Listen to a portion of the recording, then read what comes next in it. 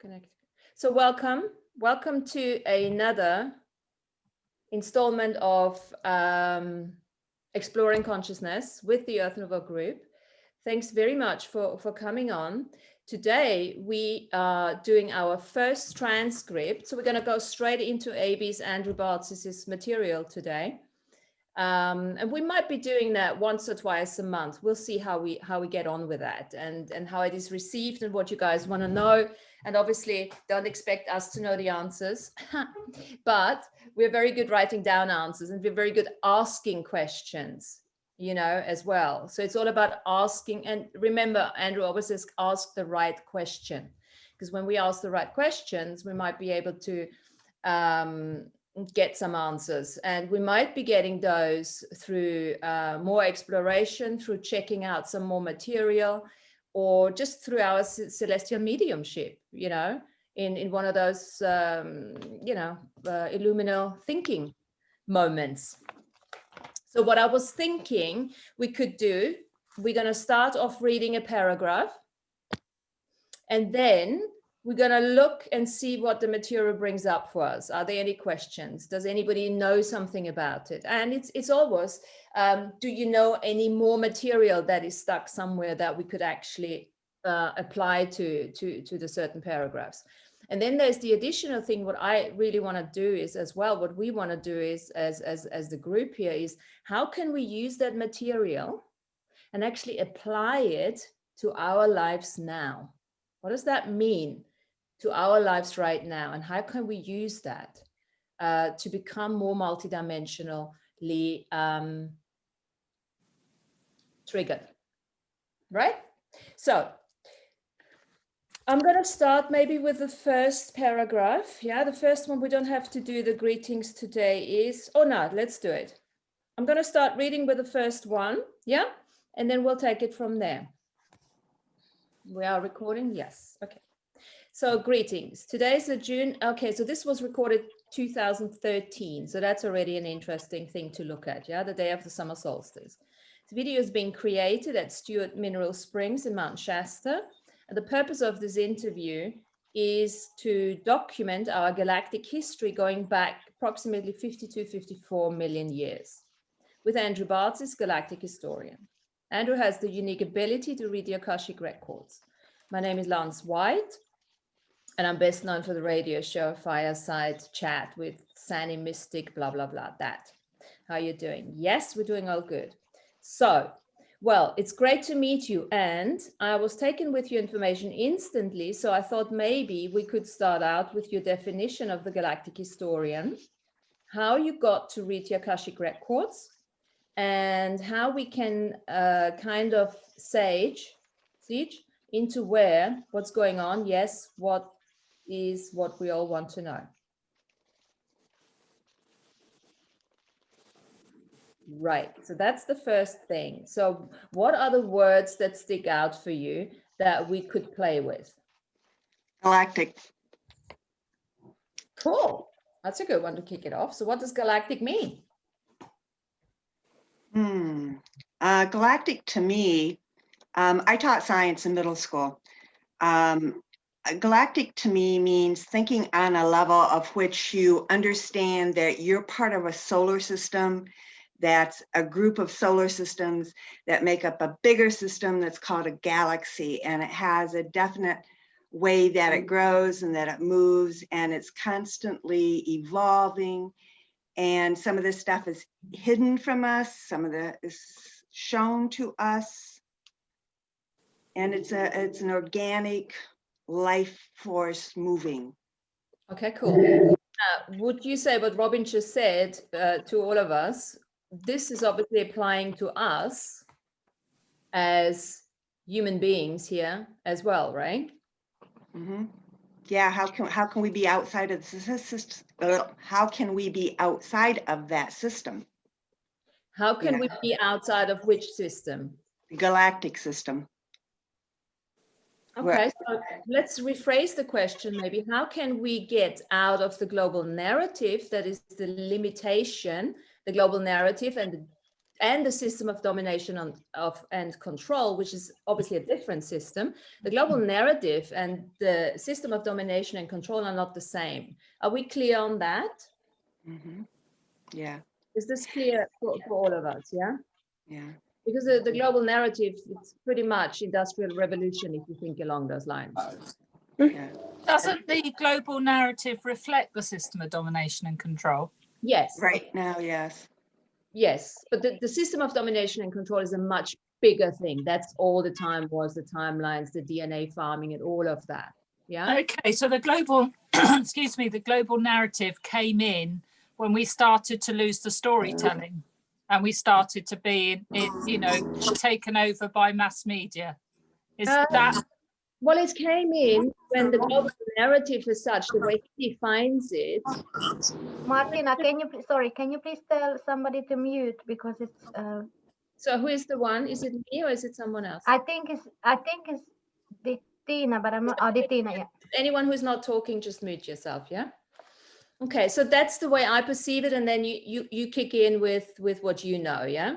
So the system of domination and control is obviously going back 52, 54 million years, pretty much, you know, all the way back, or let's say 480,000 years when this whole DNA farming balava started, you know? So Martina, Yes. this on this particular video, that's what he gets into in a few minutes. So he gives his introduction on the first part, and then he talks about how he became the Galactic story, and then he goes straight into that timeline you were just discussing there.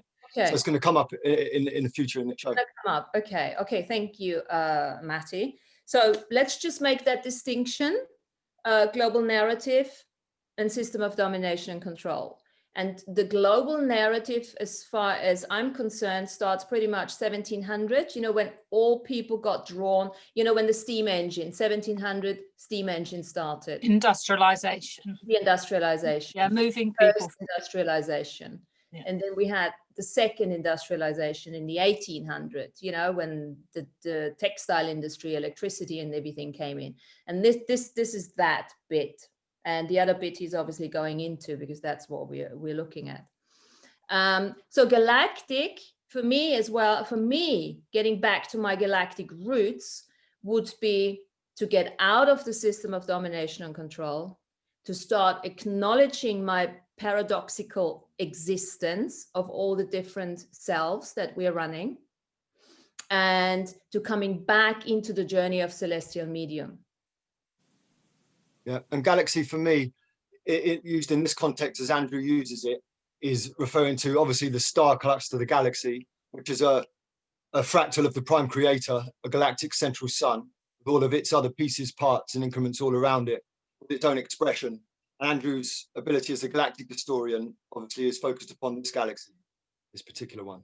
Okay, thank you. Thank you. So you see, this is the thing. We're just going to throw stuff in. It doesn't have to necessarily exactly just, you know, make sense to what we're reading here, as far as I'm concerned.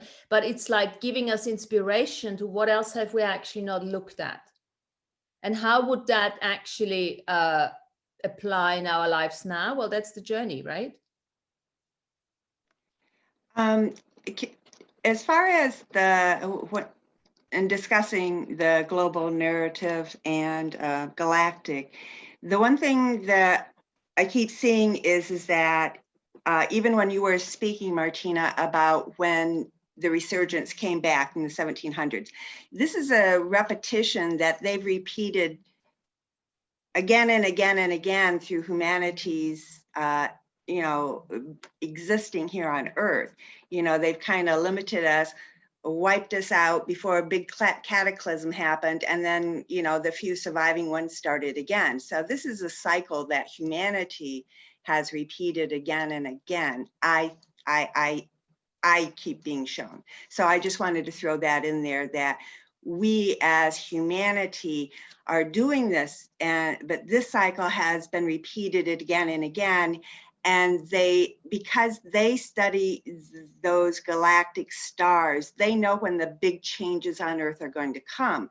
And so planning kind of is coordinated with that for their fullest advantage. So that's why it's so important for us now to stay in our integral orb, you know, and feed good back into the system. Thank you. Sure. Thank you. Thank you. Are there any questions to that? Is there anyone who wants to say something to that? Just unmute yourself. I was in the wrong app.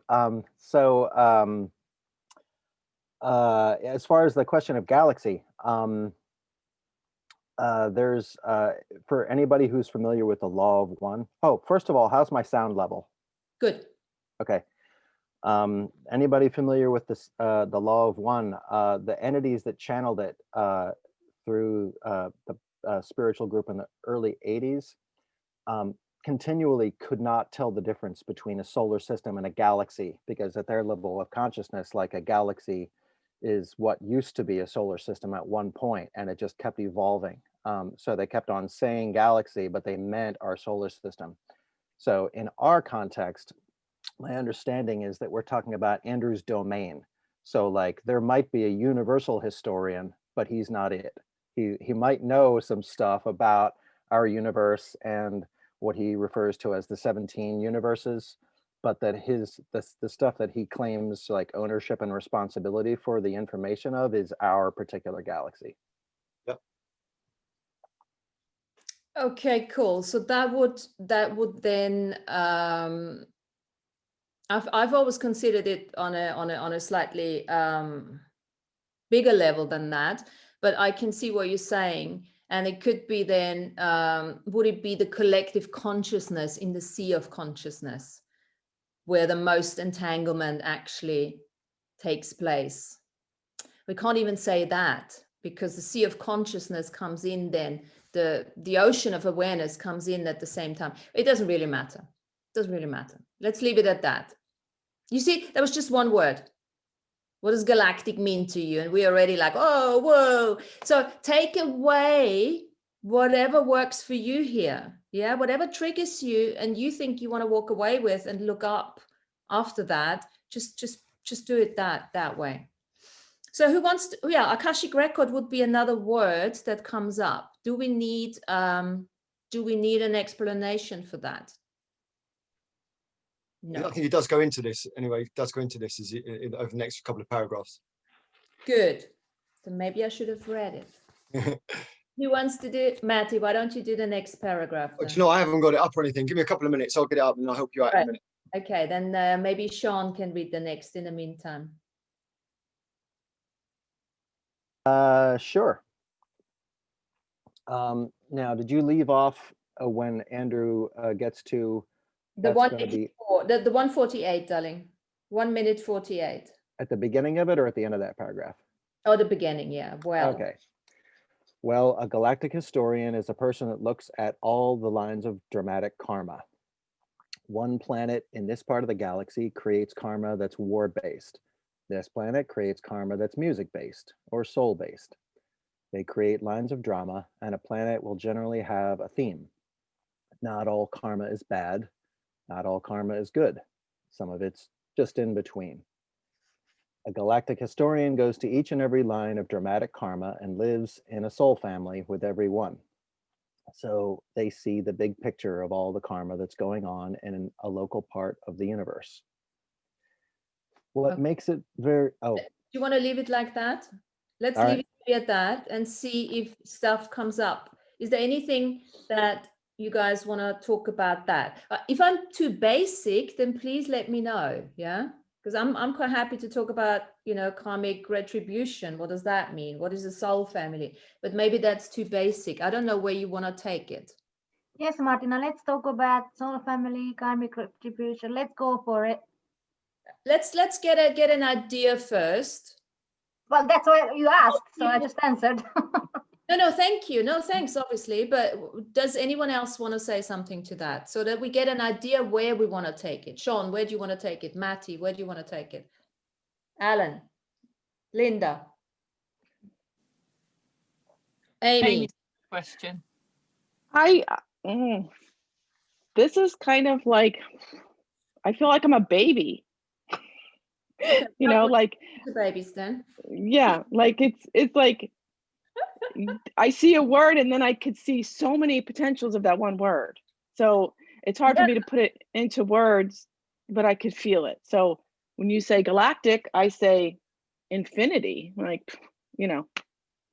Yeah. So, I mean, I guess I could go anywhere. Why not? Okay, so let me ask Sean, because you had the idea to use the transcript at some stage for a study group. Is that correct? You said, Maybe? yeah. So what have you got in mind? Oh, well, I don't remember, but you might be right. I think Sarah said something. But I remember thinking that I have a lot of questions for Andrew about the transcripts, because he's also, like, I've heard scattered random talks that he's done in the 7 years since that cross-reference this material, and also some of it seems to, like, it's evolved in his growth, and some of it, I Okay. have lots of questions. Cool. What I find interesting about this, Martina, this particular part, is that in order for him to read these lines of karma, so his job is to read all of the dramatic lines of karma. But in order to do that, he has to actually live in the soul families, you know? So this means he has to travel to all these different planets, all these different solar systems, all these different places, all throughout the galaxy, and live lives there and find true love in order to be able to read more and more and more of these lines of karma and put together them all more the pieces of the puzzle.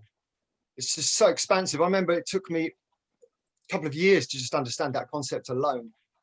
So Matthew, where would you have done that too? We've all done that. Mm-hmm. We've all done that. But he had a very unique point. We all have our place in space-time where the kind of singularity happens, if you will, or that moment when our memory comes back. We all have that individuated place in time space. And Andrew's was just you know, it was at that point of that baseball game when he was a little kid. It's quite phenomenal, really. It just goes to show the kind of person he is. So what I understand with him living in all these soul families, that's not something that he did in one lifetime or in 5. That's what he did in the billions and billions of lifetimes, living every lifetime in a different soul family, just like what we have done. Not necessarily, obviously, to that extent, but that's the way I understand it. And now through the journey to the celestial medium, and that's the big point here, yeah? Through the journey from getting, you know, into outside of that galactic domination and control and seeing the connections, that's how this all came to him in that particular moment then. And that's the preparation that he's done. But I think on some level, we're all doing that. That's our journey to the celestial mediumship. I think, Andrew, you gave us uniquely a set of linguistics that, you know, one of his greatest gifts was the linguistics that he's given us, like he says, to be able to, you know, translate the infinite alphabet into, you know, the English alphabet that we have. I think he's done a wonderful job. Once we had that linguistics, those of us that were looking for that, whatever it was, had a set of linguistics in order to piece it together and to put it into spoken word. And I think that's his true gift. That's why he had to be here to speak that language. There's no doubt about that. There's no doubt about that.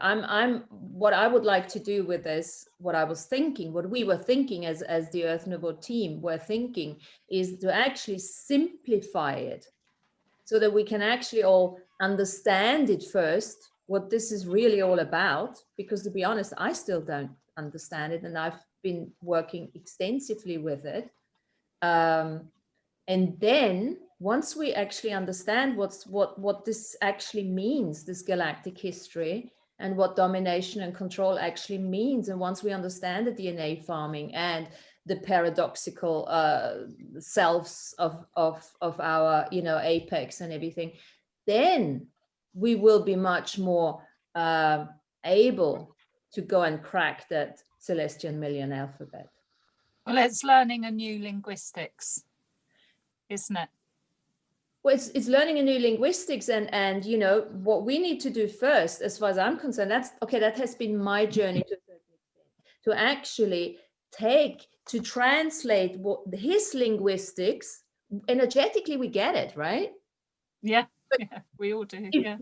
To explain, it happens so many times, you know. Or just explain to me. So what is the celestial medium? Like, oh shit, I get it, I feel it. But how do I explain it first? in layman's words so that we can then start truly applying it. Does that make sense? Or am I completely on the wrong track here? Absolutely. And I think we have to water down what we learned from him. We spend years learning these linguistics and be able to translate them into our own prayers. That's why we make our own prayers. And then, like, you know, we're able to water it down into a way that it's colloquial for us and the people that we meet. You know, just water it down slightly. And I see Andrew, the beauty of the fact that Andrew created linguistics is also that he has access to the infinite database. So there's nothing hidden from him, which is the purpose of the Galactic Historian.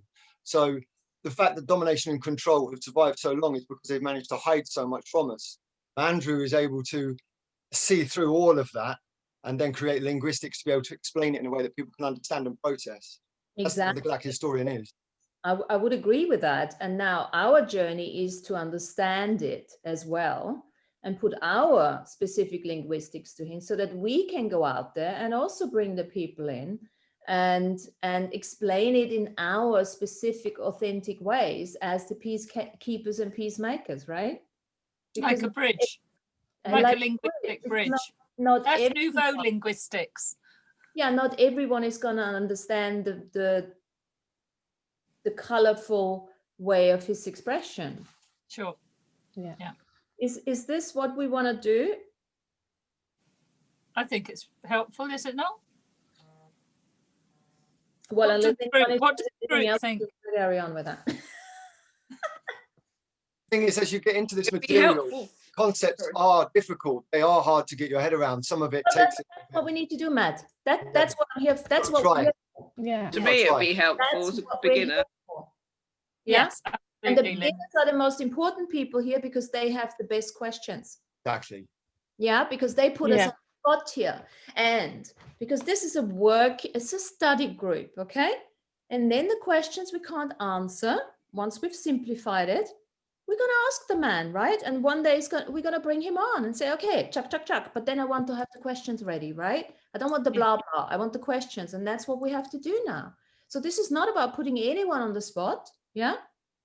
But this is saying, hey, let's do this. Let's break it down and then build it back up. Right? Good. So can we cover a bit on karma? Please. Mm-hmm. Oh, you're waiting for me to come up with a question, aren't you? That's what I said. That's why I said the question earlier. So, as I understand karma, isn't it? That's where all the many lives come in, and that your karma is not necessarily what you've done this time round, or it could be coming from your ancestors or your many lives before.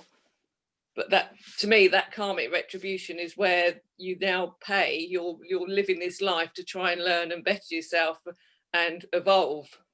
Karma is debt. Yeah. Karmic debt, yeah. Karma is debt upon you by yourself or your ancestors. Can it be credit too? Yes, of course. Yes. Yes. What did you say, Mary? I was just saying it can be credit too. Oh, yes, karma. Yeah. And we're in a karmic resolving universe. I know we're in a karmic resolving planet, in a karmic resolving solar system, etc. We've all heard that. Are we the only karmic resolving universe? Yes. Or are there other? So my understanding of it is all the planets that needed their karma resolved were dumped in this section of I was going to say the universe. Galactic Ascension Machine. Yeah. Andrew said that one time, Laura. I remember him saying that this was the only place you could actually work it out. This is the resolution of all karma. Yeah. What we do here is going to resolve all karma for the whole universe. For the whole universe, and not just the galaxy. Yeah. But do other universes create karma, or other planets outside of here and then have to come here to resolve their karma, or are we all bundled together now on this sort of like final timeline to resolve it? I think maybe the next universe, the domination and control one, maybe might use karmic things. But I just that's a question for Andrew, isn't it? I know that we're done with karma here. I have no idea if karma's been used before or where it came from. Okay, so let me say something to all of that the way I understand it. Okay, karma gets created on every universe, gets created everywhere. Yeah, because of the different belief engines. Yeah, and the polarization that creates. correct? Karma is just part of cosmic law. Cosmic So law. it is unavoidable. Exactly. Oh, that's So interesting. the galactic ascension machine is a vehicle where, as far as I'm concerned, our universe, which is the only free world universe, where all the 66 planets, including the Earth, have come together to resolve the karma. Okay, so we're all entangled. Now, most of the species and the oldest species are here on Earth. So everyone, because we are that school of hard knocks, as he keeps on calling it. So this is the school where we are resolving, through our resolving the karma, everyone else gets to learn. And then because of the entanglement, the DNA entanglement, it has all these impacts on the entire universe.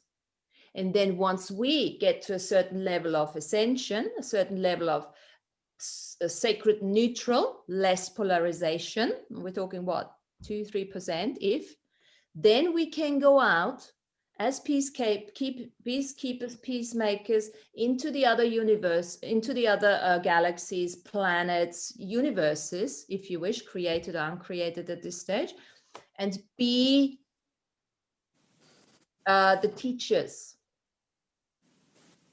to what we have learned here. Does that make sense?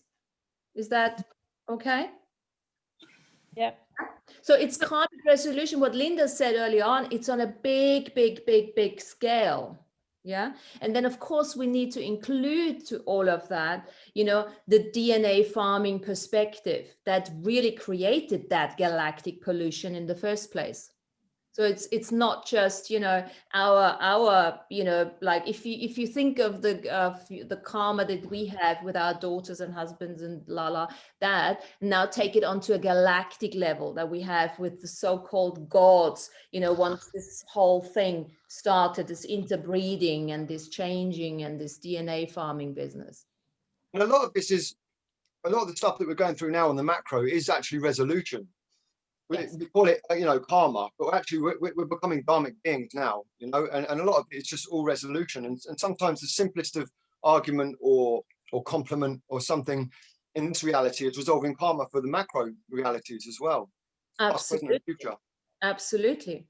And at this level of awareness, I have to admit some people, sorry. At this level of awareness now, we can step it up. And that's the choice we can make. We can step it up outside of this global narrative. Once you get to a certain level of karmic resolution, and you can start working with your celestial medium, then you can start actually working on a bigger level, on a planetary level.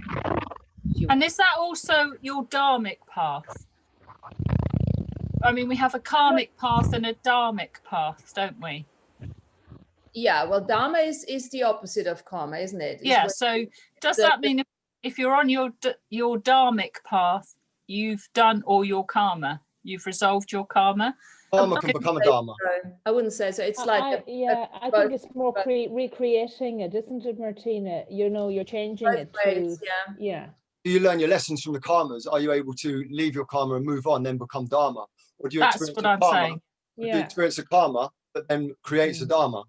So okay, well, there's many ways to express it. There comes a time in our evolution, and this is all self-mastery, self-healing, and sovereignty, where we no longer create karma. Okay. And that's the dharmic path. Yeah, well, dharmic, people talk about dharma now, and that's that's obviously the opposite of creating karma, you know. But the part then is where it's pure creation through choice. Yeah. Self-mastery. Yeah. When we go beyond the polarization, when we start coming out of the chemical creation, chemical memories, and go straight into the higher self-illumination. Light memories in light. Yeah. Okay. I have a question. Yeah. Well, let's see if I can get this out. Okay, so let's say we come to Earth with this backpack of karma, and how do we know if we finish it? Or how do we know if the Dharma, I don't even know that part, but how do we know that we finished the karma, and how do we know the other karmas that we have that we need to finish? Right. Does that make sense? I'm sorry. Yeah. No, absolutely. Okay. I'm gonna, It's a good question. Yeah. I'll take a stab on it, and then, you know, somebody else can come in. Yeah. So as a human being, we have an emotional guidance system, right?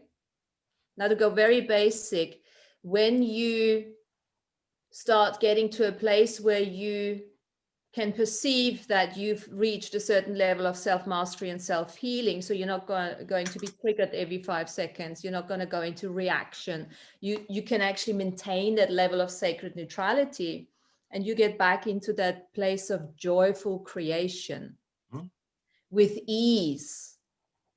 That's the first bit that gives you the humanness, you know. And then, of course, in addition to that is when you're starting to create through your visions and your celestial mediumship, basically, and then add that and then combine that.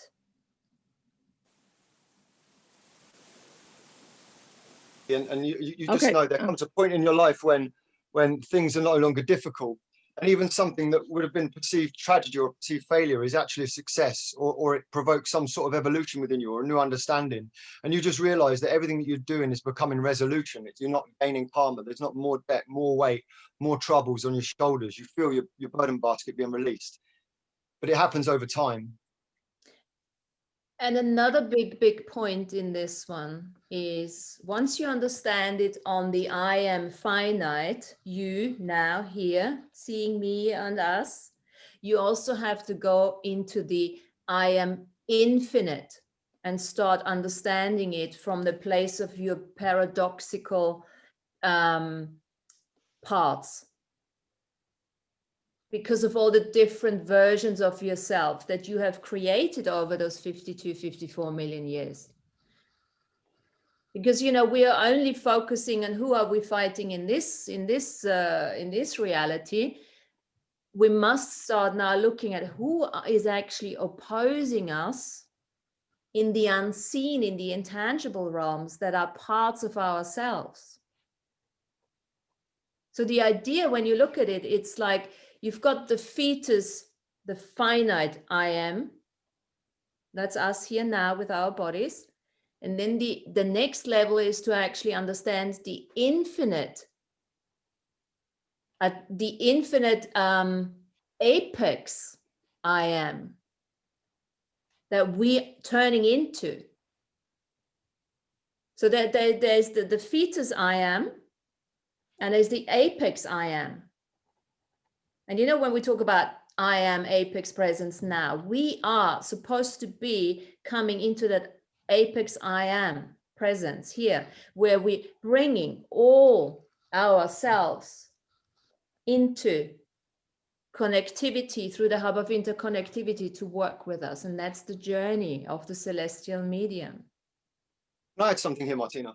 Please, yes. So Amy, as well, where it comes to karma and resolution of karma, this is a free world experience, and you do have the right to say no to karma. You just flat outright say no to it. You don't have to resolve every little bit and piece of your karma. You can just say no more. But that's done through the practice of self-mastery. That's done through the prayer process, the revocations, the learning of how to regain your sovereignty, and the day-to-day strength that it takes to continue on your process, even when times are tough. You come back to the process and come back to it. And that process of gradually unfolds, and you'll see it in your life. It just unfolds in front of you. It's palpable. It's getting out of the drama, the trauma and the drama. Getting out of all this, you know, maintaining that relationship within yourself. We said that before, I think last time. It's like no longer, you know, integrating the male and the female. It's now integrating the finite and the infinite I am. So it's the next level of karmic resolution. I got something. Please. So I feel like the things that everybody has said are we're all kind of like arrows pointing at the correct concept of karma and dharma.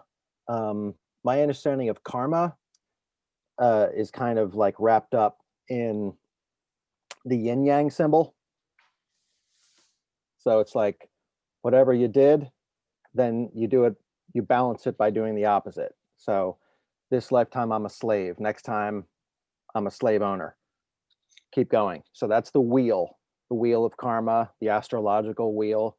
It's like the things that people are trapped on as they cycle and cycle and cycle. And then dharma is like I copied and pasted the second paragraph from the intro on the Wikipedia page of dharma. And how I paraphrase that paragraph is like, it's a concept that we're in search of for right living. So they can sometimes be opposites, but they can also sometimes be the same thing. Like we can be balancing karma at the same time as we're practicing right living. Yeah. That is the path, the moral code, the development of the moral code. And Yeah.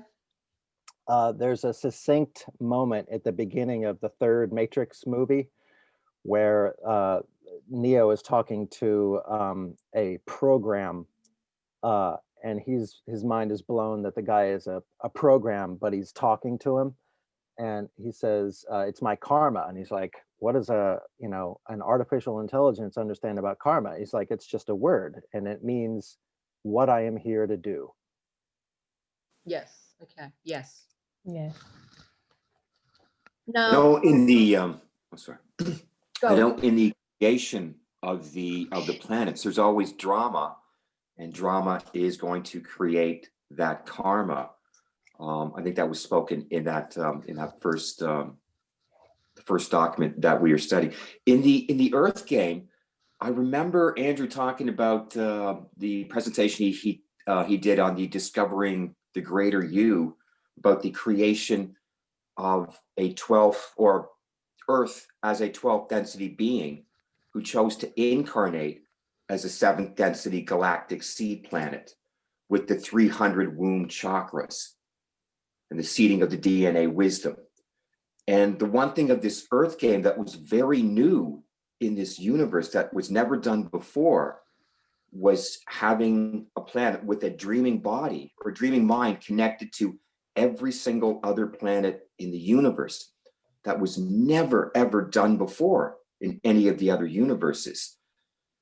And so that would create envy and jealousy among certain of the celestial beings. It would certainly account for a sentience in another galaxy reaching out and saying, I want a piece of that action, and grabbing it here. And imagine what it could be used as a weapon, man. I mean, a galactic seed planet that can spawn life that is able to then also infiltrate the dream world of any other planet. I mean, that's some invasion, isn't it? Powerful. Correct. Which is why Earth was in the process of creating good karma and not so good karma. That hub of interconnectivity that was unavoidable. She agreed to all of it. All of it. And the other thing is, it was never meant to be that way anyway. That reincarnation, incarnation business was actually all part of the DNA farming that happened so early. So this is what created all that karma. Yes. What we are now working towards getting rid of it.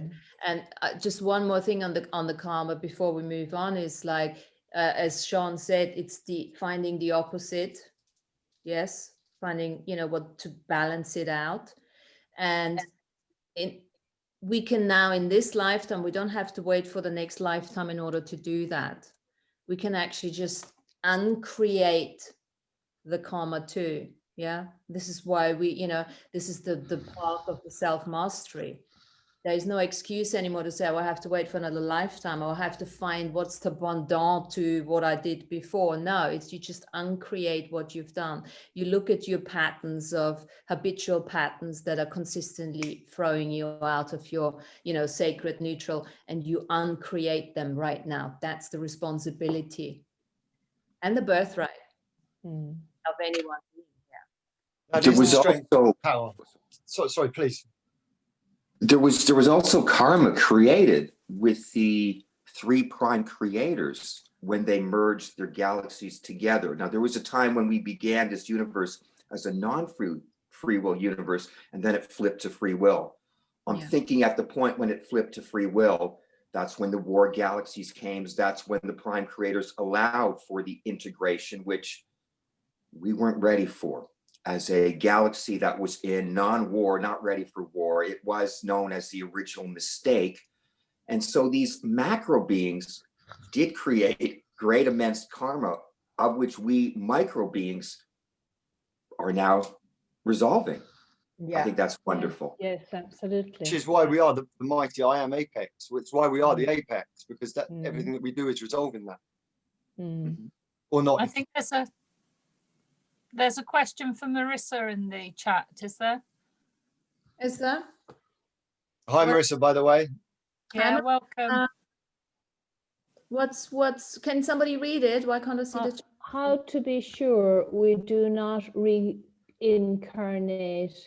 Is it recreate, incarnate? Reincarnate instead of incarnate. The reincarnation and incarnation grid. Yes. That's how to be sure that we incarnate instead of reincarnate. I think that's what she's asking. Yeah. That we incarnate instead of reincarnate. Well, the way I understand it is that until now, most of us didn't have a choice because we were not at the level of self-mastery, self-healing, and sovereignty.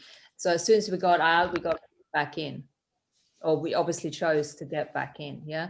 Now, I've heard that from many different sources, is that you have now a choice to come back or not. And many of us will obviously come back because, we've been here so many bloody billion times. We want to see the graduation. We want to see what's happening in the next, a couple of 100 years here. Right. And we also, but you see, this is the next thing. And this is where it's so difficult to make a statement that is, what's the word? A black and white statement, because when you understand the journey of the celestial medium, you don't ever have to leave, right? Yes, you go through a death process, but a part of you, energetic part, you stay behind, right? So it's all about getting through the mastery. That's why he keeps on saying it all the time, and then we can go out because we send animals of ourselves, parts, energetic parts of ourselves to the different places. I certainly will do that. Keep somebody here because I enjoy it. I've worked so fucking hard to be here, and to do all this work. Of course, I want to see what's going on, but I'm also curious, and this is the understanding for me. What does galactic mean? What does multidimensional mean? Yes, we're humans. We have bodies here, but that doesn't mean that we can't roam. Think of the meditations, when you go to the sun, which I put into the Earth Nouveau. Yeah, you're going into the sun, you're going to the moon, and at the same time, you're staying completely connected here. This is multidimensional. This is galactic living. Can we just go back to the reincarnation and incarnation question that Marissa brought up? Because I think that is quite important, because I didn't really understand it until I spoke to Andrew. Now, I think 4,000 years ago, I traded with a galactic being, with an angelic being, that I could get out of reincarnation. Get out of reincarnation and into incarnation. And I hope everybody understands the difference, that the reincarnation is the wheel you get caught in, you have a quick life review and the system sends you straight back in. Incarnation, you're not in that, so it's a choice. of whether you come to this planet or not. So apparently I traded myself out of the reincarnation system all that time ago. Now, when I went through a lot of my problems. Someone needs to mute. Somebody, sorry, Laura, somebody needs to mute because coming in over the floor here. Okay. So when I chose that, so I've been an incarnating being since then. When I lowered my vibration, my frequency, whatever, when I went through my shaman's death and all that, he said I needed to really get back on my self-mastery path. I was in danger of going back into the reincarnation cycle. So to me, a lot of it is about, if you're doing the self-mastery work, then it means you're sovereign, doesn't it? And you're sovereign in or out of this body. That's fabulous. Thanks for moving that forward. Yeah. I just think that's quite a valid point. Exactly. So I hope that helps as well. It is. And you know, the thing with the incarnating and reincarnating as well is, you know, typically things like sexual abuse and stuff like that, that can take an incarnating being and knock them into reincarnation. There's all different, karma itself can make you into a reincarnating being, you know. And there are all different ways that one can come and be incarnated. I have a memory of actually using technology to come into incarnation. That's something that a lot of people do.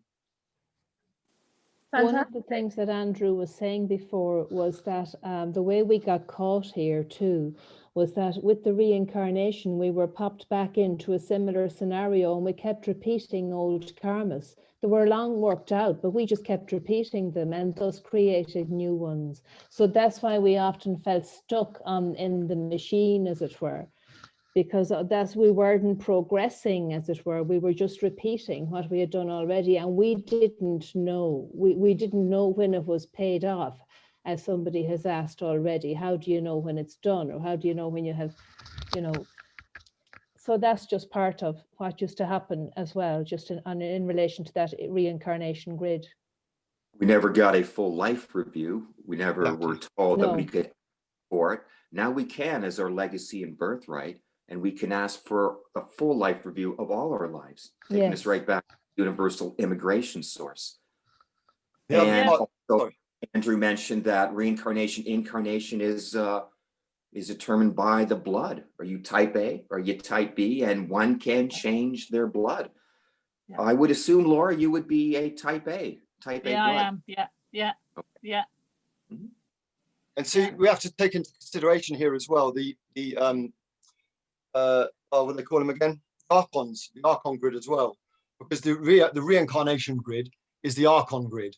So that's the captured dream space. Now, if you are an incarnating being, you can come in via any other form of soul commerce and you can enter into the earth. But then if you come out and you get trapped into for whatever reason, into the Archon grid, then you're in the reincarnation grid. And that's when they add debt onto you, karma and debt on your soul contracts that make it very difficult for you to become a naturally incarnating being. That's part of the process. I mean, everything here has an unseen aspect. Everything in the scene has an unseen aspect to it, doesn't it?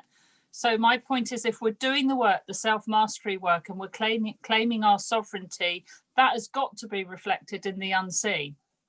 Yes. Surely. Absolutely. So, you know, I don't know, you know, I'd like to know more on that, you know, if you've got any more on that, Alan, but I'm quite interested in that, because a lot of people must really be wanting to get out of reincarnation and into the choice of being incarnated on this planet. And as Martina said, who wouldn't want to come back at this graduation timeline? I think there are many different breaks and holes in that particular structure now, though, you know. Even from when Andrew first started to giving us this material, there's so much different structure around that. You know, there's even beings like I don't know if anybody watched the Bruce Lee series, but according to Andrew now, Bruce Lee is now a dragon energy that is obviously not allowed to reincarnate or incarnate, because they're like, you're ejected, you're far too powerful, you nearly broke the system. And so now that particular being is a dragon energy that's found a way to bypass the Archon grid and bring souls directly into the incarnation of Earth. So still a rebel. Yeah. So, shall we continue with the next? There is a question. Please. Marissa. She says, I wonder if there is a specific part of the work that keeps us from having a false light review and that reincarnating. So I wonder if there is a specific part of the work that keeps us from having a false light review Yes, and that reincarnating. yes, there is. Self-mastery, self-healing, and sovereignty. Exactly. Being grounded and getting onto the celestial medium journey, which means starting to acknowledge that it's not just that you have millions of parts that are in different dimensions, timelines, you know, galaxies that are they're still opposing you, that need healing, that need letting go of, and all of that, and starting to acknowledge your galactic, your multidimensional makeup. Claim and recognize your journey back to source. Claim and recognize, yes, all that. Taking the power back. So let's read the next paragraph, because I think we covered a lot of that. So that's actually quite good. Does anybody wants to read it? 220 to 228? I'll have a go. Mhm. Where did we get to? 228. Okay. Oh yeah. What makes it very difficult is you have to have true love with someone in that soul family in each and every time. So the truth about the galactic historian is to become one, you have to go to all of the worlds, live in all of their incarnation and reincarnation cycles, and soul family to each one. When our solar system was built from the ground up to clear out the karmic pollution of the universe, everyone was put here, and I had already lived the lifetimes there. So he'd already lived the lifetimes he needed to before it was even put here. There were 4 people ahead of me in this world that had the opportunity to say yes, but they said no. When it came to my turn, I said yes. There's 2 people behind me, beyond me, that can say yes or no when it becomes their turn. That's the basic definition of the galactic historian. Being soul family to everyone means that I've traveled a lot and I'm old. Do you want to continue? Yeah, I think we can continue. I think we covered most of that, unless there's any particular, yeah, please, Matty. Okay, so then Lance says, I guess so. Now, when did you first start to gain an understanding of the Akashic records? How does that work for you, and how has it evolved? So Andrew says, when I was still an innocent little kid, I was doing it then, but nowhere near the power levels that I do now, or the ability now. When I was 9 years old, my dad took me to a baseball game at Cleveland Stadium. Bottom of the 9th inning, a tied game, and somebody hits a home run. The whole stadium cheers, and at that point, I downloaded all of the Akashic records of everyone that was there, 83,000 plus people, and even people miles away from the stadium. At that point, I knew I was different. Really, I mean. I searched my mind. What was Atlantis? What was Lemuria? What was Decana? What's that? Decanara. Yeah. You know, speaking in soul languages and not being able to communicate with this to my family. They just wouldn't understand. I mean, where do you begin to even say that to anyone? I love my family. You know, they're great people. And every family has a little dysfunction in it. But I knew I couldn't say anything. I just knew it. There was a 2-week period where there were guides from Hollow Earth that came there and helped me to redeposit the information from my brain into my cellular memory. And your cellular memory is literally in your skeletal energy. It's not in your muscular factor. Even though we as a species today use our skin to store imagery or messages, and we shouldn't. It should all be within our cellular memory of our skeletal structure. That was funny. So, Maddie, you stumbled over the exact word way back in the beginning of October when I first published this transcript. Yeah. I said, what is Decanara? And you responded and you're like, that's a good question for Andrew. Right. And everybody's like, I think it's a former civilization. And I'm like, yeah, I know. Yeah, but... so I remember that now. Yes, I remember.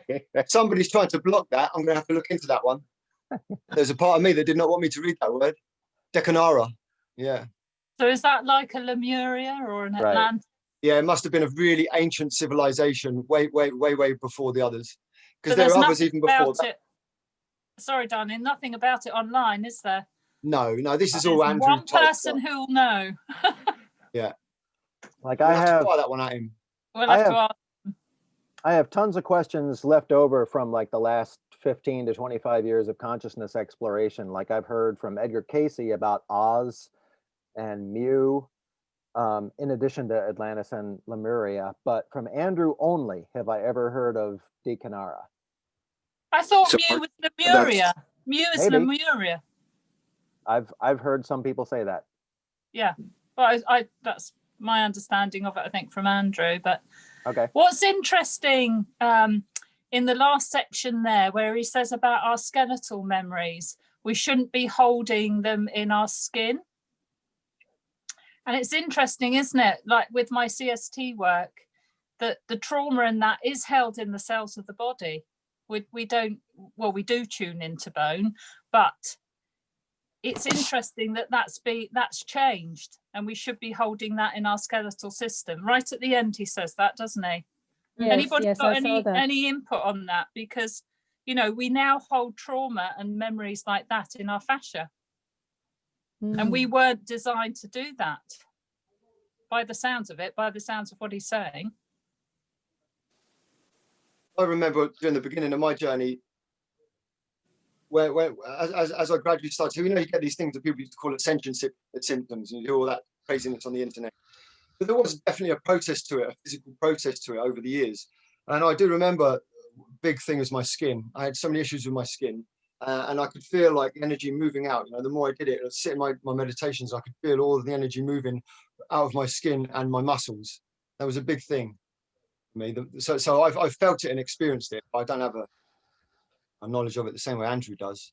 I But got also know something that for this. there's also memories stored in light as well, isn't there? You know, so I think that, you know, it's different ways that we can store energy. I mean, you can actually direct energy to any part of your body that you want and store memory within it. I got something for this. There was a, I guess, ancient Chinese Qigong practice I came across that is called skin bone marrow breathing. And as soon as I read that part, or I guess transcribed it, that was the first thing I thought of, was like, okay, if we have our memories in our skin and we're supposed to be storing it in our marrow, well, then just like breathe it in from our skin into our marrow and exchange whatever is in our marrow that we need in our skin, like back out, and just repeat. Exactly how it's done, Sean. Whenever I do all of the heart meditations or anything like that, it's always the breath that pushes out or sucks in, and the breath. That's even when I'm doing energy work and that. It's always the breath that is the movement, and that's exactly what you could do. Sit there and just suck it into your bones. That'd work great. Okay, so I've got a question. So if we're meant to store it in our skeletal structure, and most people as healers work on, you know, working with the client to remove the trauma, are we just tuning into the skeletal structure to remove those traumatic memories, or to remove the trauma section of the memories then? I think they're stored multiply throughout all of the different structures. So you've got in the auric field, kind of the, you know, and the skin, the fascia, the muscle. You know, the way entities and programs go into the intestines and the different organs as well. I think you're working with a multitude of layers. Yeah. I don't. I clear me. If somebody becomes my existence, that means the thing is in me. I clear me. And 90% of the time it works, because I don't have if Matty comes to me, let's say, and says something, I do the clearing in me. I don't clear him. I do the clearing in me, because when I'm free, he's free. And he gets the information from the source, not from me. I don't tell him what to do. He'll get the information. And all my clients, this is how it works. And they're just going up and up and up and up and up. Very proud of them. I don't clear anybody. I had a similar process, actually, Andrea. So when I do it, I overlay the other person's energy on my own, and I can feel it as if it is on my own. Yeah. And I use my own skills that I would move my own energy to move theirs. Yeah. It's almost like I was concerned it might be like energetic empathy, but I don't know. It seems to be effective. Because you are the source. And what I can tell you from when I speak to Andrew earlier, that obviously I have to re-listen, but he says the mind, the spirit, and the body. So if the mind, the spirit, and the body is in it always is an energy, but if it's in harmony or balance, I don't know what's the right word, then that's when the big, you know, the monumental change happen, or the big change happen, or that's when you really dwell into the unseen, because we spoke about the unseen. So that's when you really dwell. And what happened is last month, I did something and he said to me, "Oh, Andrea, you have to do this." I'm like, "Really?" And I was like, "Oh, no." And then what happened is we finished the session and it just got to me. I'm like, "Oh, wow." So what happened is when I made that big change in December, I actually did what Andrew was talking about, but I didn't know. I just realized that. So it's like the mind, the body, and the spirit, especially the body, but they're all in harmony. And that's when you kind of move into this soft, the unseen. You get more and more, like Martin was saying, more and more advanced into the unseen, or work with the unseen, if you will, the correct wording. I don't want to confuse anybody, but something like that. Okay, I just want to say thanks for that, Andrea. I just want to say two things to that. From a healer perspective, there is no requirement for you to think skeletal fascia, this or that, because you're the facilitator anyway, so you just work with the energy and you let the energy go through. So I wouldn't even confuse that, because as soon as you do that, you start entangling on some level. And that's just my take on this. And the second thing is from storing the information. The next level of that would be actually whatever information comes in, you're going to process it. It comes in, the data comes in, you process it, and then you actually let it go again. Okay. So it's not even about, look, this is 2013. It's also, I'm not saying this is not relevant at all, but if you get, again, further into celestial medium and everything, this is no longer the way we're not storing the information, because we just bring it in and just actually let it go again, because the body is actually not supposed to store information. All right. This is where it all gets stuck. That's your standpoint. But if you're talking about the trauma, we're not releasing the trauma so much as just storing it in cellular memory, where it's not affecting us on a cognitive level every day. That's what I'm getting at, Alan. Yeah, that's what I'm getting at. Thank you. Yeah. We still want to retain all of those memories in cellular memory as part of our learned experiences, but just not let it affect us on a conscious level day to day. Yeah. Okay, let's leave it at that. Wait, I got something for it though.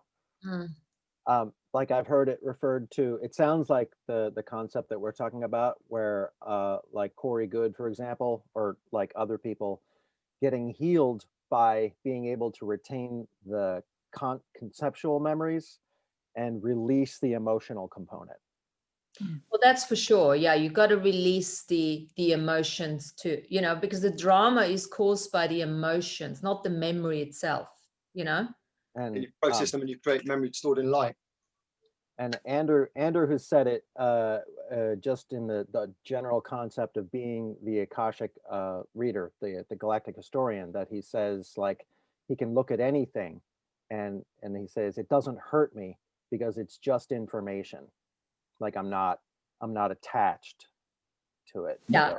And the process for that is you download it and you let it go again, So that's the main thing. Okay, lovely. Shall we do the next? How are we guys doing? Are you happy with doing it? We haven't even finished the second page. I know. I listened to it. Nine pages, before, Martin, and no way we're going to finish. It's 9 I listened to pages. it before the show, and I thought to myself, you know what? If we're going to discuss it, it's already 25 minutes long, and to be able to discuss, it's impossible. Take a long time. But are you okay with that? Yeah, I'm happy to go over it some more if you want. Like that way? Okay. So who wants to read the next paragraph then? Anyone else? Yeah, I'll do it. I don't mind. 454. Yeah. So now we're in the process of learning about Earth's history, and apparently there's been quite a lot of shenanigans and playing with timelines, so on and so forth. Most of us are familiar with the basic story that comes through various channels, and who some of the players are. But you're going to take us back starting about what, 50, 52 million to 54 million. Well, we lost 2 million years of history when Earth wasn't in this universe anymore. Okay, what happened? Shall I keep going? Oh yeah, please, yeah. It was a big prize that a galactic sentience of another universe said, I want to play in this game for a little while. And it came into our universe and said, I'm taking this. And there wasn't enough powerful entities at the time, even the dark guys here, that could stop them. And they put it in another universe for 2 million years and allowed it to seed life in another universe, because that's its original purpose, is to be a galactic seed planet, seeding life, DNA wisdom to whole new galaxies. And then Earth got mad, basically, gave it the middle finger, and it came back over here and got back into the fold of what it was doing, what was going on here. So it was able to break loose. It is a sentience. Do we have a name for that galactic group? Anything there? Any questions on that one? I have a question.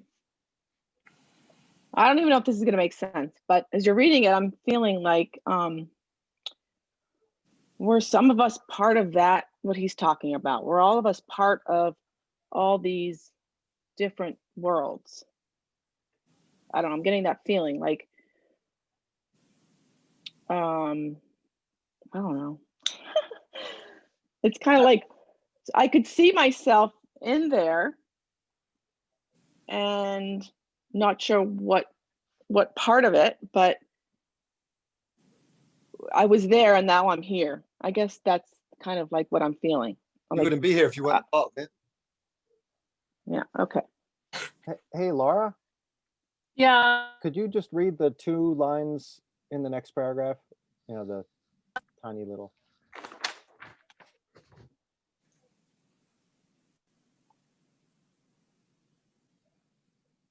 The next teeny little paragraph kind of wraps up what you just read. Oh, yeah, okay. What, 617, the universe that it went to, right? We'll just call it the Zelaquiva. Okay, it doesn't have a language. This intonation, Zelaquia, that's the best way to describe it. It's not a free world universe. Cool. That we have now. We are 100% free world universe. Free will means we can set up our realities based off of the rules that we create in it. Cool.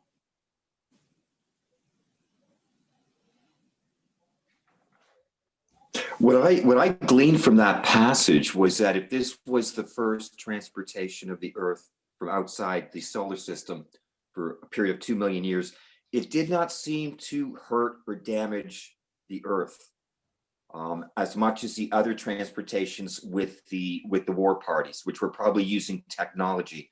This transportation seemed to be just by virtue of consciousness or something to that effect.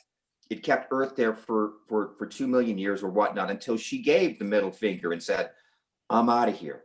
I'm not your bitch. And left. I think that's just a nice distinction to note from the other transportations, because she was moved so often, but that was with the technology that was very damaging to her being, in which she then had to cry for help. Just something that I picked up. Cool. Yeah. Are we all clear on Galactic Seed Planet?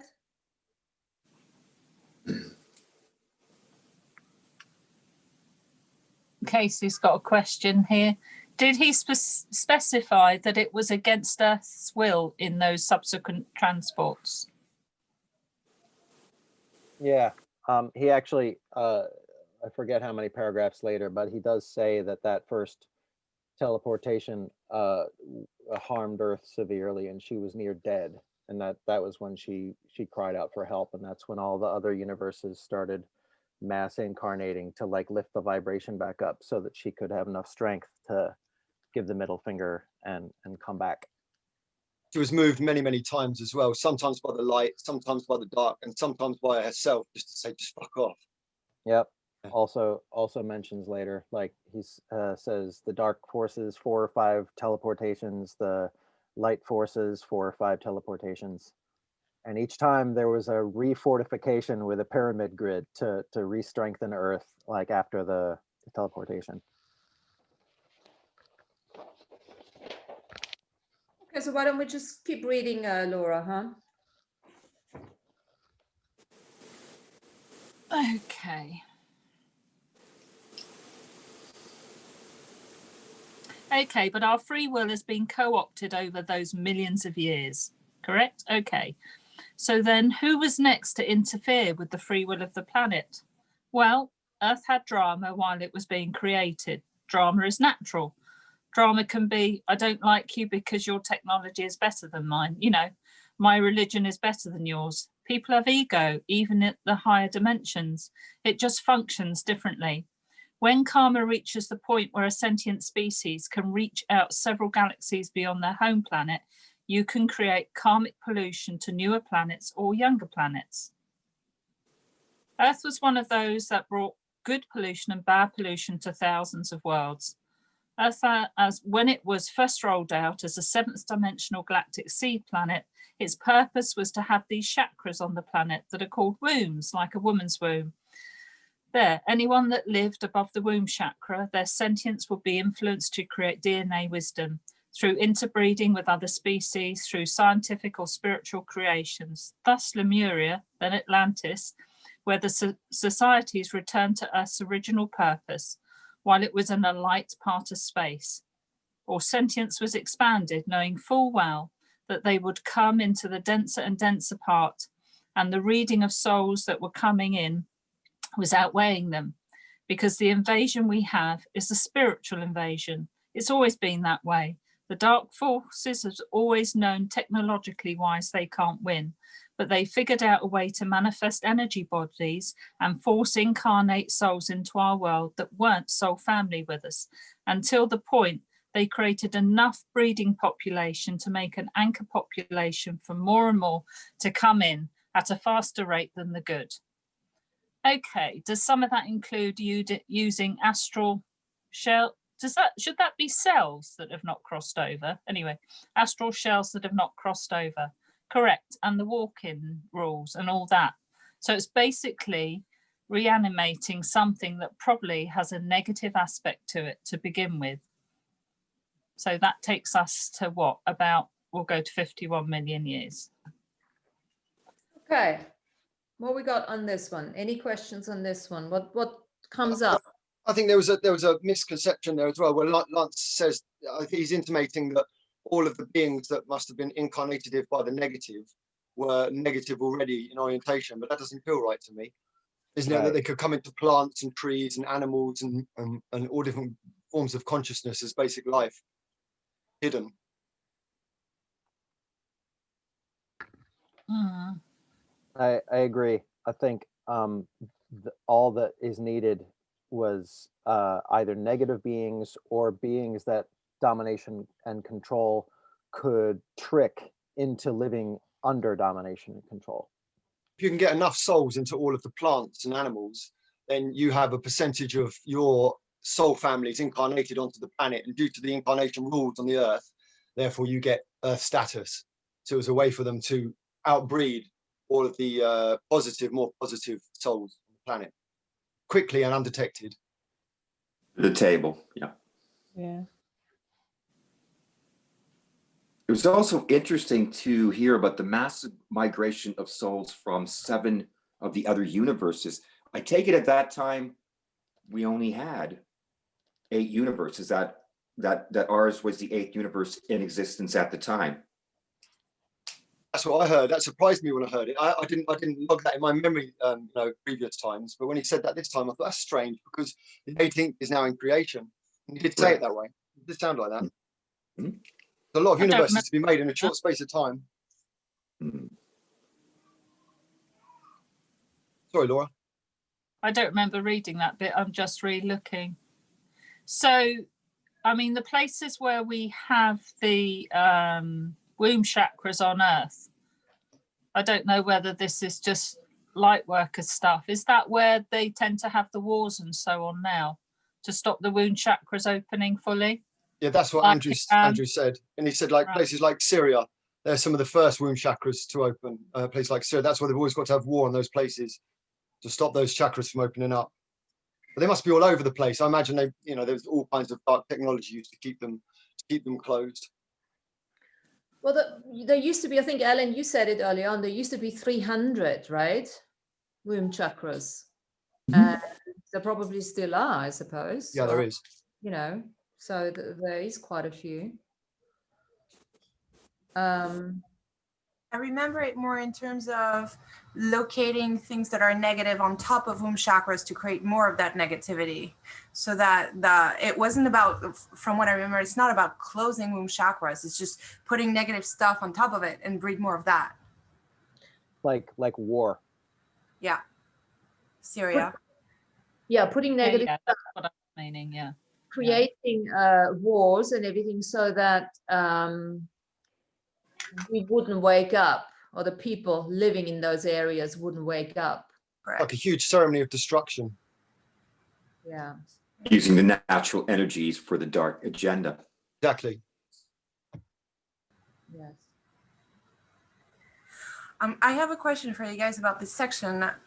There's one thing that I don't quite grasp when he says that those higher dimensional beings also have egos and therefore fights and so on. That's something that kind of boggles my mind, is the idea that like beings that are negative are actually on a higher dimension. Maybe it's a misconception I've got, but can you please set me straight on that?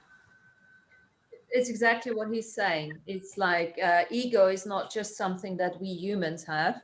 Yeah. It's also in the higher dimensions. And this obviously explains, you know, this whole DNA farming and the false gods. You know, once we all came back from our travels with the founder beings, you know, and then they started presenting themselves as founder beings and as gods.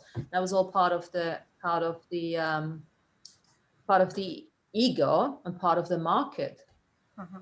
To use us as a slave, what do you call it? Slave species. In my mind, though, it's more like things that are on a higher dimension have more, it's just an idea that I have, that things in higher dimension have more mastery and self-control, and are to some degree more advanced. But it seems like things that are negative are also operating on high dimensions. So absolutely, in that sense, what does it mean for me to ascend, I guess, also? That is particularly important to actually acknowledge, and that's that light worker trap, you know, where everyone's just guides and angels out there, and yes, they are their density, their dimensional makeup, their energies is higher frequency, but there are assholes out there, and when you go and start traveling astrally, you got to be aware of what you're dealing with when you go through the different densities and different dimensions, going to different vibrations and frequencies. Absolutely. And I tell you now, like I've had conversations with all different kinds of dimensional beings of all different kinds of persuasions, and some of the dark guys out there, you know, they are so powerful. They are, you know, there's really not much difference between them and the light guys, really, other in their capacity to be able to function on so many different realities and dimensions. You know, they're interesting. I don't just discount anybody because they're of a specific persuasion, but that even goes as far as planets and galaxies and all sorts. You know, the fact it's free will means, you know, the prime creator wants to know all expressions throughout all different versions. So absolutely, there's polarity, charge, and hierarchy and war and whatnot in all the different dimensions. It's like light worker salad, isn't it, really? In addition to that, Caroline, there could be a part of yourself, yeah, that's in the 9th or 10th dimension, is complete arsehole and is actually working against you. Yeah. Absolutely. I think there's a difference between graduation and ascension. What is it? Throw it out there. I don't know whether I can define it. Ascension is something defined by the lightworker community as something that's going to happen spontaneously, and it's going to happen. A graduation means you've earned it. Right. Okay. Yeah. From the School of Hard Knocks. Yeah. One's real, one isn't. Yeah. I had that same question for Andrea last week, and we had a little chat about that. And I know, I'm sorry, it's maybe a little off topic, but we hear ascension a lot and awakening a lot in all those communities. And obviously it's like everyone's got their different, even besides the light worker community, even for some people, awakening is just believing in Trump, which is ridiculous to me. But it's like everyone's got their different definitions for it. And what is your guys' definitions for those terms, and what's the difference? So we've got graduation, awakening, and ascension, and on a personal level, and on an Earth level, and a galaxy level. I think that each one is a term used to describe the same thing. It's just what that thing means to you that is the meat and the veg of it all. I also think that once this experience is more into the awakening, or whatever the hell word you want to use about it, I think we'll find other words to describe it. You know, I think it just is describing something that's not so malleable that we can't really grab onto. And one that's long overdue. How long Yeah, has it been at? 4,100 years? Yeah. And it has to be experienced, not really understood at first. Anyone else?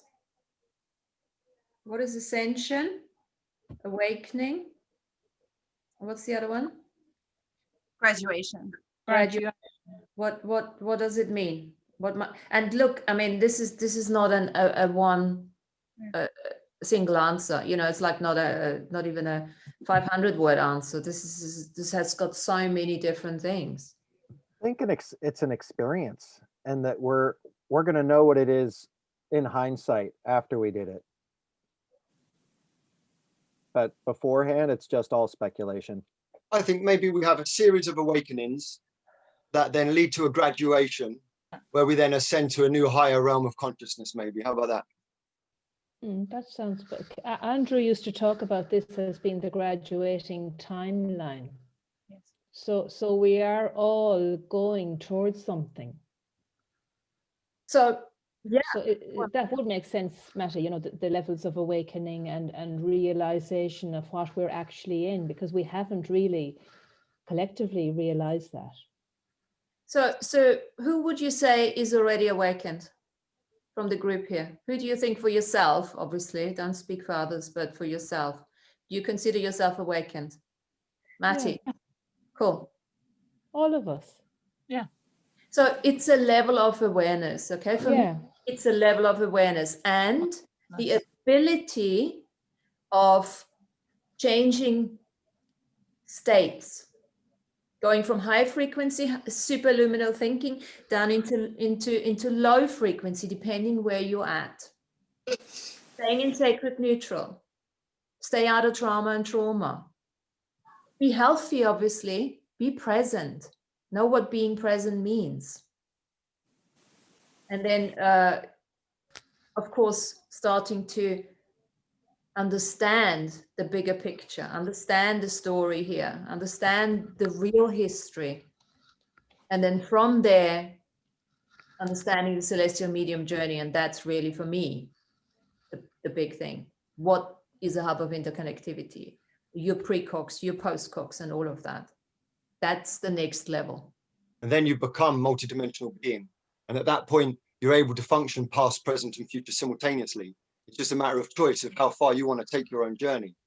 That's exactly it. Then you start recognizing that you are already it, that you've always been it.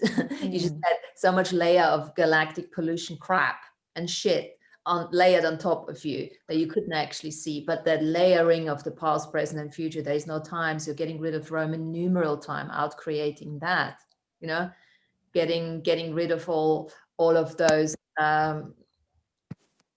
global narrative perspectives and that propaganda bullshit, you know, just not buying into it anymore.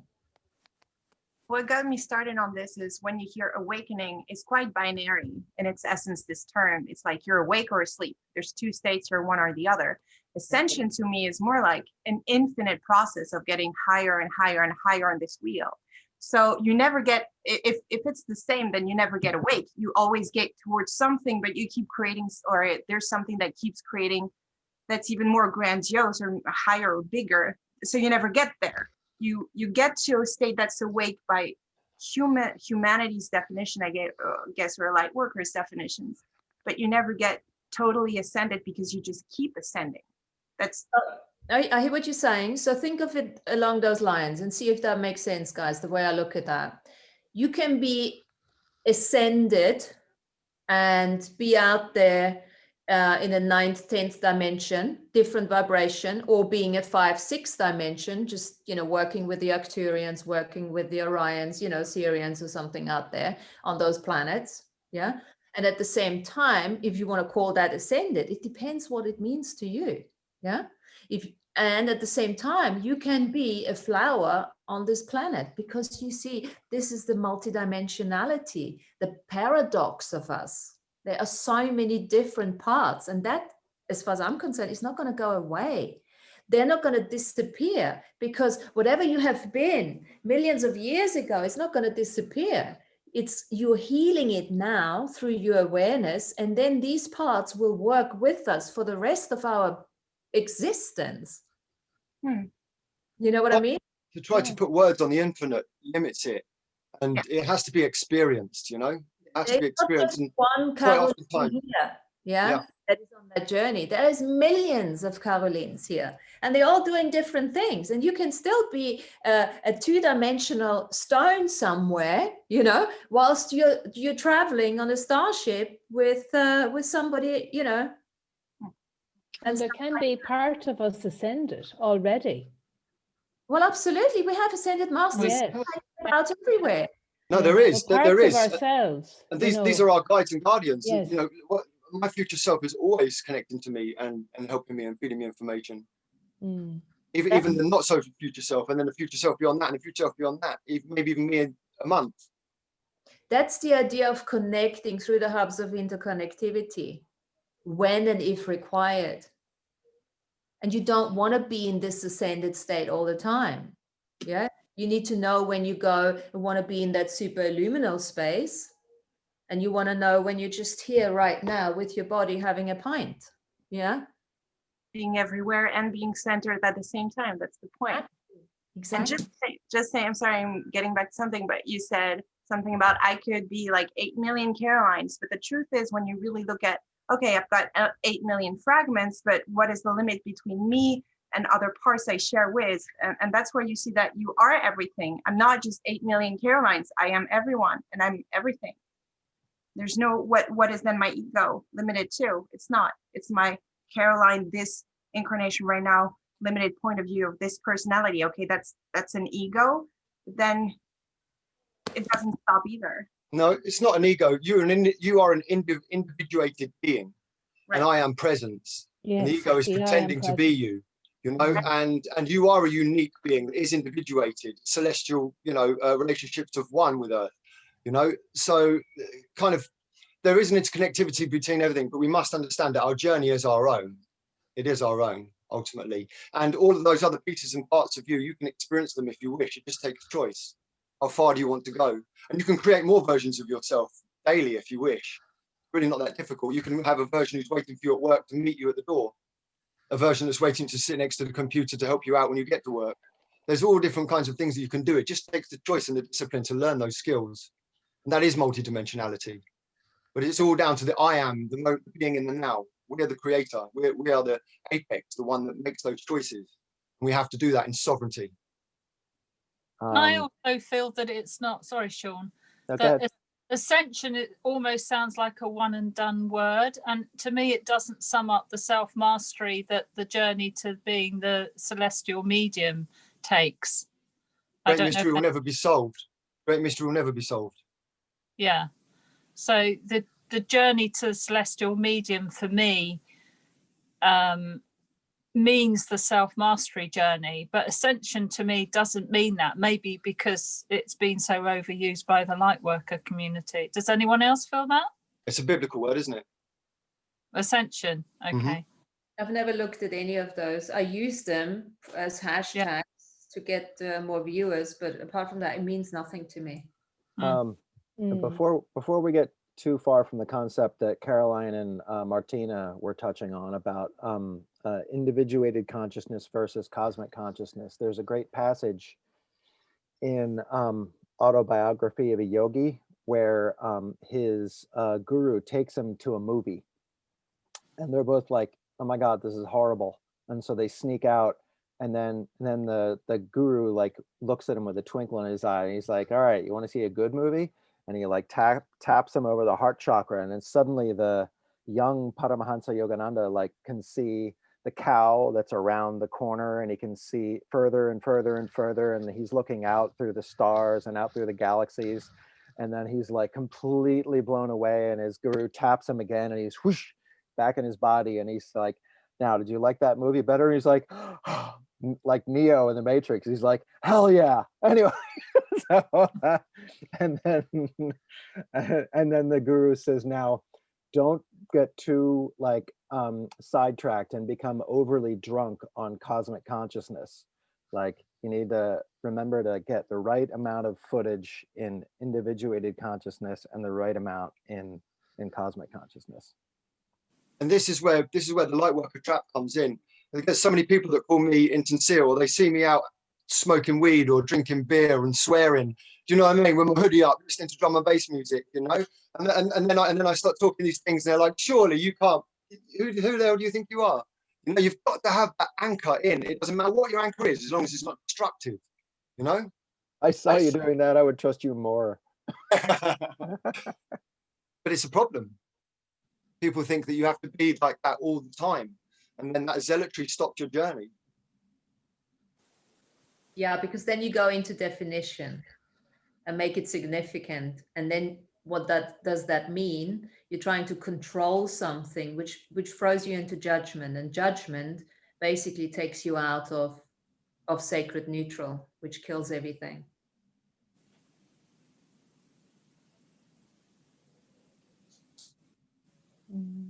So are we fried already? You want to leave it at that? I mean, I'm quite happy to do that. We only got 3 pages in. That's okay, though. I think it's good for everybody to have a look at it. So, okay, guys, then what we do is we're going to leave it at that. So what I want you to do, because this is your study group, okay? This is not us saying how we're going to do it. We had a bit of an idea now. We've got the Earth Nouveau public group. Use it as a study group. Write down some stuff that we can change. Shall we carry on with that? What you want to do? We will bring Andrew in at some stage too, but I want to get a bit more organized before that, you know, to have actually proper questions together that none of us can answer. Was there any? List. You got a list? Cool, then we're going to do that. Do you think maybe, Martina, rather than reading the whole thing, we could take it as homework, and we each go and listen to the show and then bring some more than happy. Let's do that. Are you happy with that? I've never had. Yeah, okay, cool. Well, then let's take, you know, that's the first transcript. Get your questions together, and when we do the next one, whenever that is, obviously you'll know when we do the invitation, then we're just going to work with those questions. Shall we do that then? Yeah. Where is the transcript? Where do I find that? If you can go ahead. Are you part of the Earth Nouveau group? On Facebook. Yeah. Yeah. Okay, what's in there? And Sean was kind enough. He also put the video in it, so you don't just have to read it. You can listen to the first part. Is this the Earth Nouveau Hub? Yes. Right. Because, you know, we want to use that hub as a proper hub, as a study group type thing, you know? Yes. So let's do that then, huh? Also, Linda, if you have the chat right there, you can swipe it way back to the beginning. I posted the document, and then somebody couldn't read it, so then I posted the link. On the chat? Yeah. You just swipe it down. What you do is, Linda, you can do you know, guys, that you can save the chat? Do you know how to do that? I couldn't do that when you said about that last week. So you go to the bottom. Yeah. Can you see where it says file? No, mine doesn't say file. What does it say? If I go right to the bottom, there's just an arrow. Oh, it doesn't do anything. No, you know where the chat is? The chat. Can you see the chat at the bottom where you can type? Yeah. That's where it says file. You must say. No, I'm on an iPad. It doesn't say anything. Oh, Linda, we'll get it to you over Yeah. Facebook. And Let it do. Okay. Lynn, I can send it to you. And also, Okay. are we looking at the second one, or we carrying on with this one for our homework? Are we? Or do Homework. we want to cover series number 2 as well? What's Well, the thing? How far we got? If this is 9 pages, shall we just do the one? there's a Finish- lot left on that one. Yeah, there's about Finish 2 Yeah. minutes number left 1. on it. Okay, I'll send it Mm. to you, Linda. And also, in Thank addition, you. if there are any particular phrases in there, like, you know, the words that he uses that you're not familiar with and you want a bit more, then write those down too. And you know what? Write it in the Earth Nouveau group, in the group. And then everyone who's got time and wants to spend a bit of time on it can look around and find some stuff. And then we get together and we just... Okay, there's one question before I let you go. And also, the question would be, so whatever we have now discussed in the last hour and 40 minutes, how has that changed our lives now? How can we apply that to our lives right now?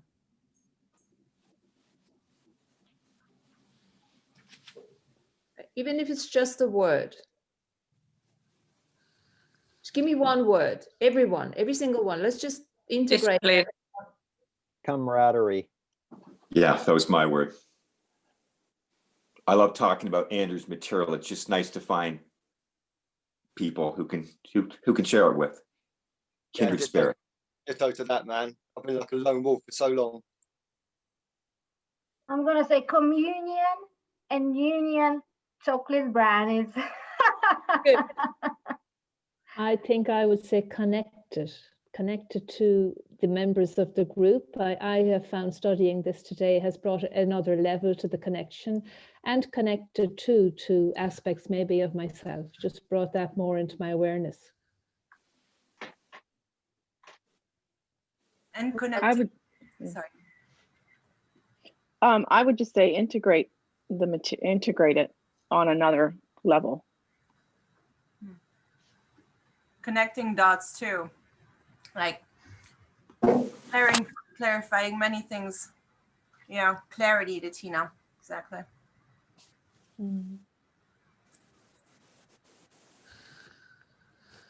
Anyone else? Feeling Moxie. Moxie, woo! Hub of interconnectivity. Hub of interconnectivity. Okay, my lovelies, I'm gonna let you go. Just before you go, I just saw a question from Casey. She said she had difficulty. It's gone up now, you can't see it on the screen, but she said at some stage there she had difficulty saving the document on her mobile device. And I was trying to save it on mine, and my mobile converted it to a PDF, and then I could save it to OneDrive. So maybe that might work. You won't be able to save it directly. So if the mobile can change it to the PDF, Casey, and then you can save it to OneDrive or a Word document or something like that, you might be able to do it that way. Oh, thank you, Mary. And we've also got it, as I said, we've got it. It's in Friends, Yeah. Bartzis Friends. Sean has already posted it there. You can find all the transcripts there. And as we go along, we take them into our Earth Nouveau Hub one by one. So they are posted there. I figured it out now how to post the bloody Yeah. file. Yes. Okay, are we all good? Thank you. Good. Let's go and watch your inauguration. Get All right. a the narrative. Oh, We do you missed know what that else? already, Martina? Martina. CEOs. We missed that. I watched it. Say again? We missed that, but I think Andrew is ready tomorrow. Andrew will be ready tomorrow too. Yeah, he probably will. Yes. There's a more important thing, isn't there? It's the Inner Earth meeting today as well. Remember he said all the Inner Earth, the CEO and the CSO of Inner Earth Yeah. all getting together to make Yeah. some changes as well. That's what I'm talking Vote. about. Yeah. Yeah, So now confident. creating. That's the real power. We had 90 Yeah. participants. The today. real Thank you very inauguration. much, guys. Thank you very much. Well done, for coming Matthew. Bye, guys. Thanks, everyone. Thank you. See you. Bye. Bye. Bye. Bye. Bye.